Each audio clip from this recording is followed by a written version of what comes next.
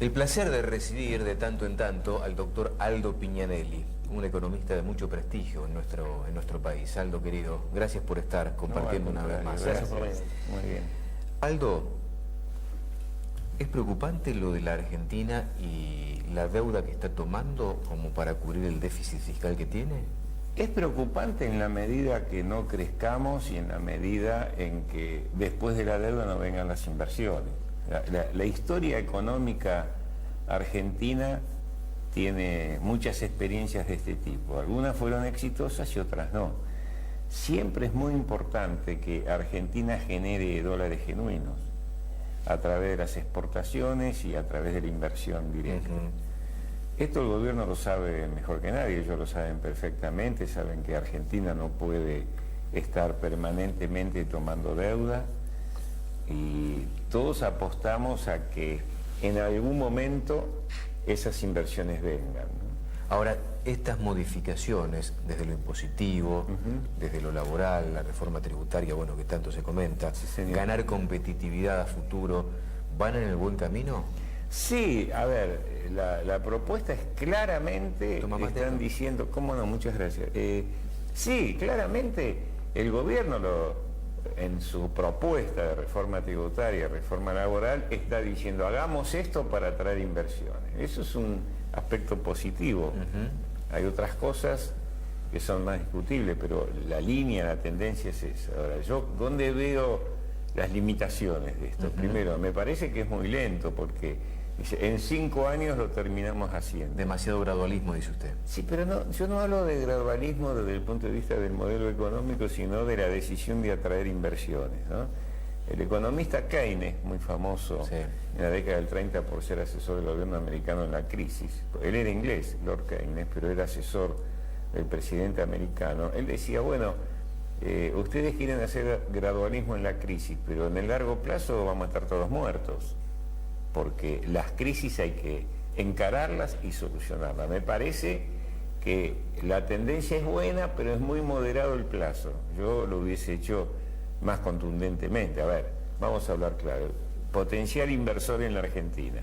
Primero tenés que preguntarte, ¿en qué sectores van a invertir en la Argentina? Y cuando hablo de inversión, hablo no solo de la inversión extranjera, sino de los propios argentinos que tienen el dinero afuera. Si no los argentinos no invierten, claro, en primera instancia es muy difícil que vengan de afuera a invertir en la Argentina. Y claramente Argentina es puede ser interesante a largo plazo en el sector del campo, agroindustria, ganadería. Eso claramente Argentina sigue manteniendo ventajas comparativas a pesar de algunas cosas que ahora analizaremos. Segundo es la energía, renovables y no renovables. Cuando hablamos de renovable hablamos de eólica, solar, que por ese lado la cosa está mejorando bastante. Hay mucho interés en la inversión eólica y en la inversión solar. Está el tema del litio en el norte, en los salitrales. El litio es el mineral del futuro que se utiliza para fabricar las baterías de los celulares y las computadoras y en el futuro de los coches. Ahí Argentina es uno de los 3 países en el mundo, junto con Chile y Bolivia, que tenemos una reserva de litio importante. También por ese lado está habiendo inversiones, fundamentalmente donde está, que Jujuy y Salta.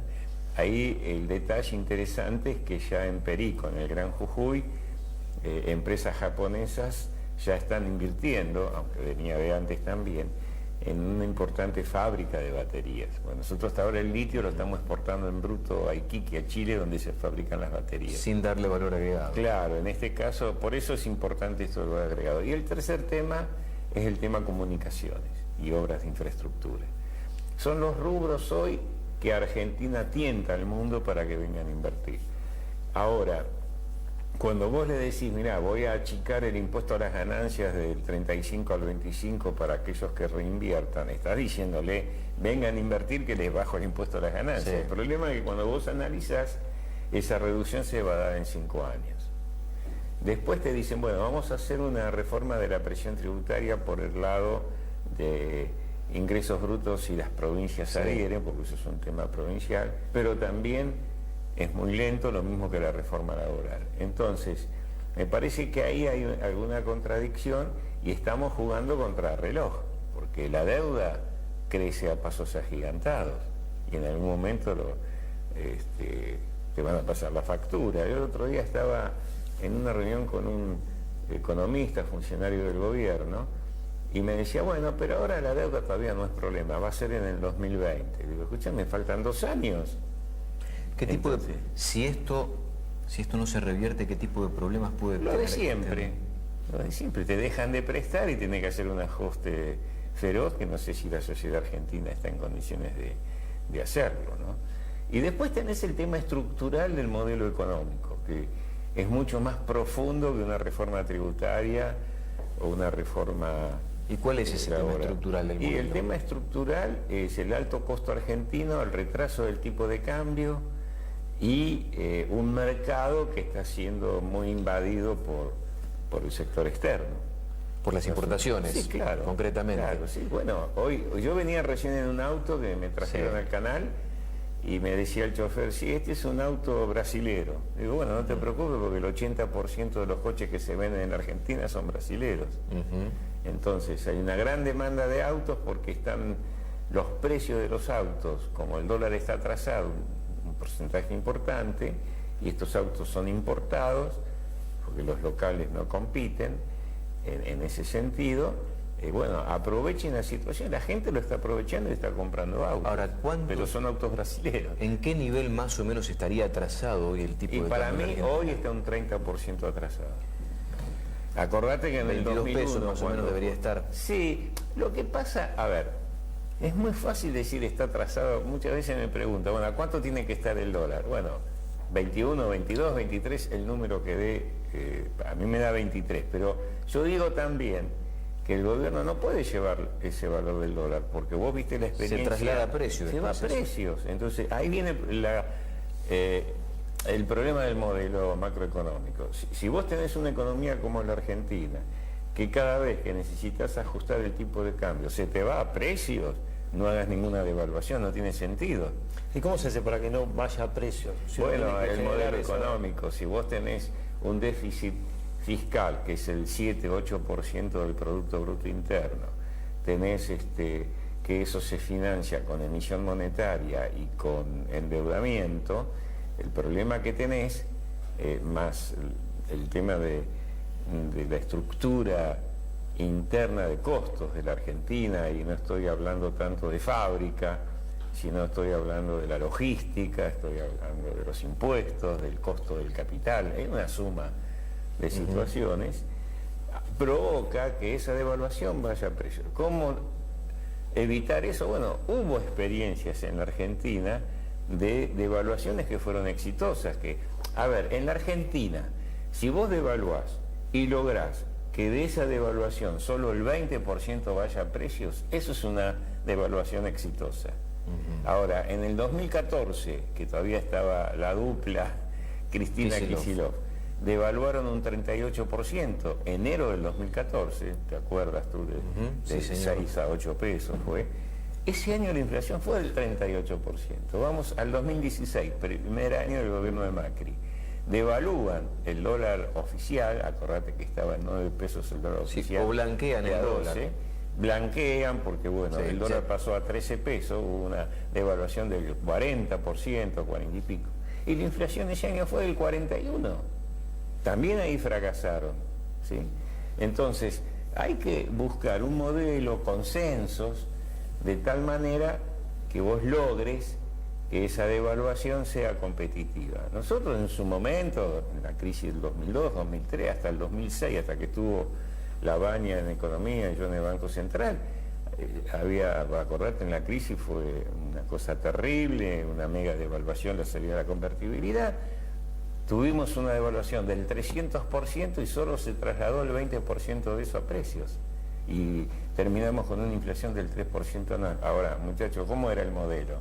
Primero, teníamos superávit fiscal, no equilibrio, teníamos el 4% del PBI del superávit fiscal. Está bien, ¿cómo lo financiamos? Con el default. No es bueno hacerlo así, pero quiero decir, había una vocación de superávit fiscal. Yo me acuerdo que el presidente Duhalde, que yo protestaba mucho porque me afectaba a mí, se había puesto un tope de 3.500 pesos a los salarios públicos. Ese era un ajuste feroz. Pero bueno, en ese momento había que hacerlo porque... ¿Y cómo se consigue sin ajuste hoy un superávit fiscal o por lo menos el equilibrio en las cuentas públicas? Mira, yo creo que el gobierno de Macri tiene una transición histórica que está de alguna manera obligado a buscar esos equilibrios. Perdimos 2 años, es mi opinión. Yo creo que se perdieron 2 años. ¿Y hoy hay consenso político porque va a necesitar de la oposición? Bueno, a ver, el gobierno obtuvo un buen resultado. No digo una victoria porque no sacó las mayorías, pero sacó un 40% de los votos y cuenta con el apoyo de la gente suficiente como para hacer las reformas. Ahí viene el tema político, el tema social. Evidentemente el gobierno no se anima a hacer determinadas cosas porque no se siente fuerte en algún aspecto. Entonces todo esto del gradualismo te lleva a una situación. Yo digo, modelos, si vos me preguntás, hay 4 patas de un modelo que tienen que funcionar. Por lo menos equilibrio fiscal o un déficit que no supere el 2% del PBI. Hoy estamos en 7, enorme. Estamos hablando del 5% del PBI, estamos hablando de 30.000 millones de dólares por año que te están faltando por algún lado. No, es tremendo. O te sobra gasto, o te falta ingresos, o ambas cosas a la vez, que es lo que yo creo. El gobierno intenta ir por ese camino, pero, viste, le está costando. El segundo tema es el superávit de la balanza comercial. Nosotros este año, Argentina, vamos a tener un déficit de balanza comercial cercano a los 7.000 millones de dólares. O sea, exportamos menos de lo que importamos. En ese modelo que yo busco es un equilibrio fiscal o un pequeño déficit que sea financiable sin demasiado problema. Busco un superávit comercial. El campo es fundamental. El campo es el que genera hoy más de 20.000 millones de dólares de superávit comercial. Pero tenés la industria, el combustible, los servicios que te generan 30.000. Negativo. Entonces es evidente por dónde pasa. ¿Y cuáles son las otras 2 patas? Y las otras 2 patas es dólar competitivo. Tenés que tener un dólar competitivo. Eso es absolutamente necesario en el mundo como está hoy. Si no tenés un dólar competitivo, y la gente del campo sabe de lo que... No le vendés nada a nadie. Y el cuarto tema es una política de anclaje monetario. Bueno, podés expandir la base monetaria para financiar déficit o dar crédito y como contrapartida endeudar al Banco Central hoy en un nivel que es insostenible. El Banco Central debe por LEVAC y por pases 65.000 millones de dólares. Es en pesos, pero es el equivalente. Es mucho más la deuda por LEVAC que la propia oferta monetaria, que es la circulación monetaria.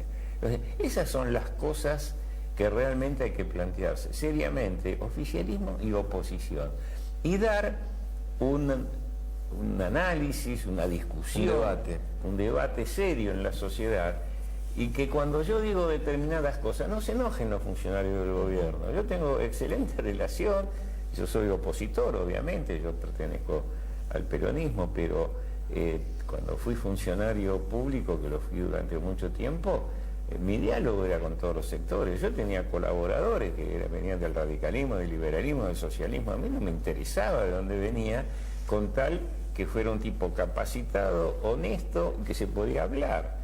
Entonces vos hoy te encontrás, la verdad, y a veces hay días que me duele, porque uno ya está más allá del bien y del mal en esta discusión. No quería aportar la experiencia, yo no voy en búsqueda de un cargo, porque ya lo fui. Pero sí darle experiencia y decirle, muchachos, por este no es el camino. Me acuerdo una vez, como yo soy futbolero, hincha de Lanús, había un gran jugador en la década del 60 de Racing que decía, hay que jugar el partido y ganarlo, pero por abajo. Y yo decía, era por abajo, bueno, esto también es por abajo hay que dar la discusión, para que la gente entienda lo que hay que hacer. Si no, esto va a ser muy difícil. Aldo, un placer como siempre. Gracias por venir. Al contrario, muchas gracias. El doctor Aldo Pignanelli en la mañana de Mercado Visión. Ahora tenemos que hacer una breve pausa, ya volvemos.